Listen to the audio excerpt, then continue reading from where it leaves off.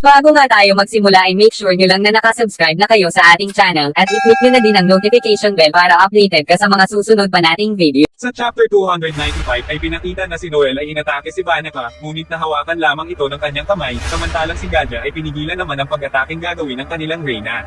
Nasabi ni Banaka na lumakas daw ba si Noel gaya ng gusto niya, at tugon naman ni Noel ay sino raw ba siya para gawin yung kay Lolopetska, kaya naman nagpakita ang water spirit, at sinabing sisiguraduhin niya raw na tatalunin niya si Banaka.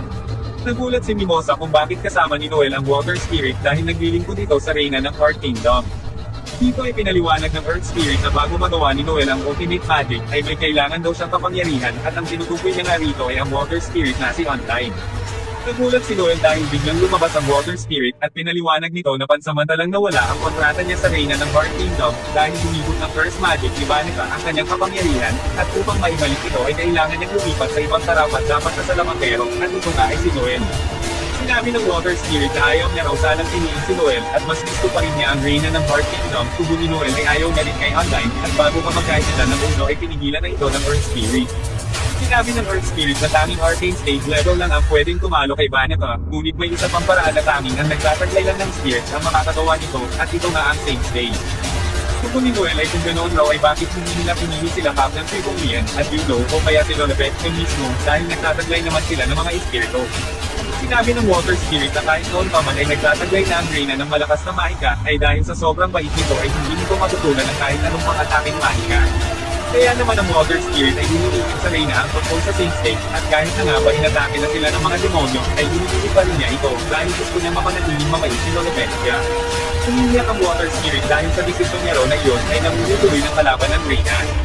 Sinabi ni Noel na kailanman ay hindi pagkakamali ang intindihin ang kalagayan ng iba, kaya naman kahit hindi daw sila magkasundo, ay gustong makipagkamay ni Noel sa Water Spirit, at sinabing para sa isang layunin ay dapat magtulungan silang dalawa. Sinabi ni Banaka na tinutulungan niya lamang ang reyna kung paano makipaglaban, at si Gadja naman ay patuloy lamang sa pagsangga ng atake sa kanya. Sinabi ni Banaka na kailangan din daw umatake nila, kaya naman naglabas ito ng Blood Magic, at ito naman ay patungo kay Noel. Paggalit na sabi ni Noel na ang lahat ng nangyayari ay kasalanan ni Banaka, at tugon ni Banaka ay hindi niya daw mapapatawad si Noel kapag namatay siya agad, nang biglang nagulat ito sa kanyang nakita dahil si Noel ay unti-unting nagpapalit ng anyo, at pinakita nga dito ang kanyang spirit dive na St. Valkyrie Armor. Namangha si Banaka sa kanyang nakita sapagkat nagliliwanag ng malakas si Noel, kaya naman sa sobrang tuwa nito ay naglabas siya ng mga halimaw na gawa sa kanyang blood magic. Si Noel ay inatake ng mga halimaw na ito, ngunit ilang segundo lamang ang tinagol ng halimaw, at winasak niya rin agad ang mga ito. Tuwang-tuwa si Banaka dahil ibang-iba na raw ang lakas ni Noel kumpara dati, at nasabi ni Captain Rin na nakakamangha daw ang pinapakita ni Noel. Sinabi ng Water Spirit na tapusin na nila si Banaka sa loob ng 1 minuto, at sinabi naman ni Noel na 30 segundo lamang ay tapos na ang laban. Sumugod na nga si Noel kay Banaka, at tinamaan niya ito sa bandang balikat. Patuloy pa din ang pagkataking ginagawa ni Noel, samantalang si Banaka naman ay tuwang-tuwa sa pinapakita nito, at naalala niyang bigla ang pakiramdam na nararamdaman niya ngayon. Sinabi nito na noong gusto niyang matesting ang kapangyarihan ng kanyang Devil's Power, ay tumakas ito ng Spade Kingdom upang hanapin ang sinasabi ng mga tao na pinakamalakas na babaeng Salamangkero. Bigla nang pinakita ang dati niyang laban, at nasabi nito na kamangha-mangha ang Devil's Power at ang kalaban nito. Tinutukoy nga ni Banaka ay si Asher na sadyang kamukha talaga ni Noel. Bigla nitong nakita si Nozel at ang batang Noel, at sinabi nito na siguro ay mas magandang patayin niya muna ang dalawa dahil maingay ang mga ito. Sinabi ni Banaka kay Asher na hindi niya raw kailangan ang kanyang mga anak. Dahil sobrang lakas naman daw niya, at tugon ni Asher ay ang pinakamalakas na bagay sa buong mundo ay kung kailang pinuprotektahan ng nanay ang kanyang mga anak, at bigla nga itong nagpalit ng anyo na katulad ng spirit dive ni Noel. Nagulat si Banaka sa kanyang nakita, at umatake nga si Asher dito, at natusok sa kanyang chan si Banaka na sadyang tinasukan niya ito ng dugo. Habang nakatusok ang sandata ni Asher ay gumamit ng First Magic si Banaka, at saka ito umalis ng Clover Kingdom dahil sa payo na dinitected niya. Sa tuwa na nararamdaman ni Banaka dahil naalala niya na ang pakiramdam na iyon ay gumamit ito ng Blood Magic at naglabas ng napakalaking halimaw. Sa kabilang banda ay naglabas naman si Noel na kanyang signature move na si Dragon's Roar, at ang atake ni Banaka ay kinain lamang nito, at si Noel ay pinakitang natusok niya si Banaka sa chan gaya ng ginawa ng kanyang ina. Nasuka nga ng malala dito si Banaka dahil sa napakalaking water dragon na pinakawalan ni Noel.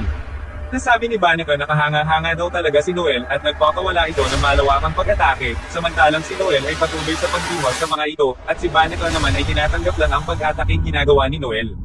Habang tinatanggap niya ang pag-atake ni Noel, ay patuloy ang pagbanggit ni Banaka sa pangalan ng kalaban niya, kaya naman sinipa ni Noel ito sa mukha. Biglang naglabas ito ng napakaraming blood magic na parang sanga, ngunit pinutol lamang ito ni Noel at nakikita natin dito na yumado na talaga si Noel sa laban. Pinakita dito na si Banaka ay nakahiga na sa bato at si Noel ay nasa kanyang ibabaw na para bang nasa bote ng Hinebra.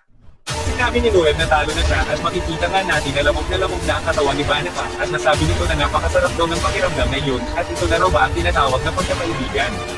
Aatakunin na nga ni Noel si Banaka upang kapusin, ngunit nagsalita si Medjetola at si Noel ay napalibutan ng maitim na mahikan ni Medjetola.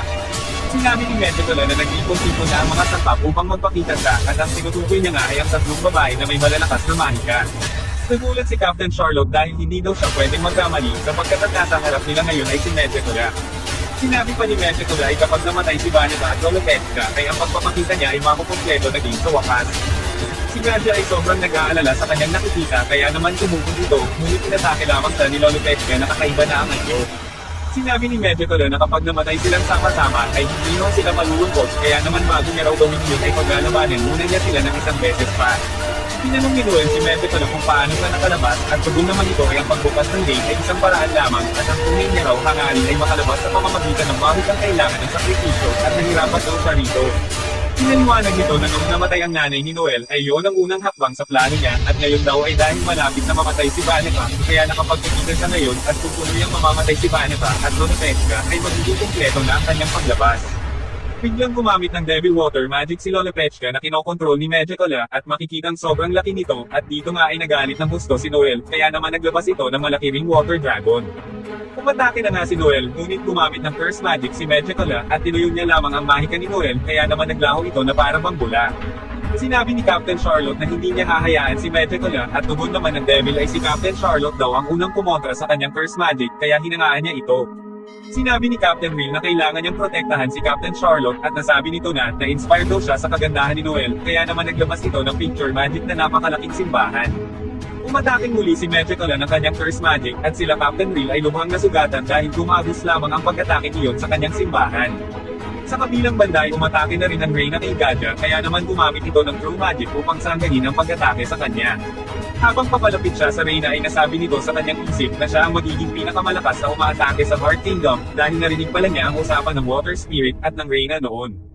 Biglang pinakitang si Gadya ay lumusot ang kamay ng Devil na Reyna sa kanyang tiyan at si Noel ay napahiyaw, saka naman biglang nawala na ang kanyang Spirit type at sinabi ni Medjetola na talo na sila. Sinabi ni Medjetola na ngayong wala na siya sa Saint Stage ay wala na silang pag-asang matalo siya at kung sakali mang makabalik si Noel sa Saint Stage ay hindi na raw aabot sa kanya ang anumang pag-atake dahil nasa loob na sila ng kanyang mahika na matutuyo ang lahat ng nasa paligid. Habang si Gadya ay nakabitin sa kamay ng Reyna ay naglabas ito ng kidlat papunta sa taas at sinabing hindi raw masakit ang kanyang gagawin sa Reyna kaya patawarin daw siya. Hinawakan nito ang ulo ng Reyna at ginamitan ng lightning magic at sa paraang ito ay hindi siya makakagalaw ng ilang segundo. Habang nagsusuka ito ng dugo ay naalala nito ang nakaraan na pagdesisyunan ni Gadya na tatalunan niya ang lahat ng kalaban na sasalakay sa kanila upang maprotektahan ang Heart Kingdom. Noong umatake daw si Medjetola dati sa Heart Kingdom upang lagyan ng Curse Magic ang kanilang Reyna ay pinakitang humingi siya ng paumanhin dahil wala man lang siyang nagawa noon. Kaya naman habang nagdadrama si Gadya ay sumugod ito kay Medjetola at sinabing hindi siya mamamatay sa sugat na natamo niya sa Reyna at gagamitin niya raw ang kanyang life energy para maging manka at papatayin niya raw ang nilalang na naglagay sa kinalalagyan nila ngayon.